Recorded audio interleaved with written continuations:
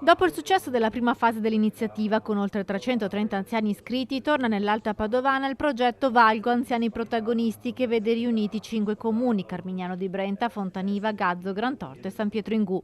Comincia ufficialmente la seconda parte del progetto Valgo Anziani Protagonisti, un progetto che prevede una serie di attività rivolte agli over 65 di 5 municipalità che si sono messe assieme proprio per fare rete all'interno del nostro territorio. Un progetto finanziato dalla Regione Veneto con un cofinanziamento importante di tutti i 5 comuni che ne fanno parte. Il progetto ha ricevuto il contributo della Regione Veneto di 50.000 euro, oltre al cofinanziamento di 18.000 euro messi a disposizione dalle amministrazioni comunali.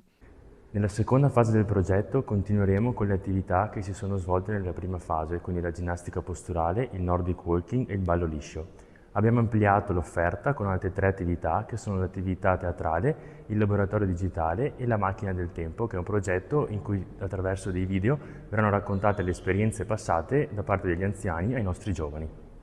Gli obiettivi principali dell'iniziativa sono la promozione della salute e la prevenzione di malattie grazie alle attività che permettono al proprio corpo di rimanere sano e in salute. Lo svolgimento di attività di gruppo ha come scopo invece quello di combattere l'isolamento sociale che ha colpito molti anziani dopo gli anni della pandemia.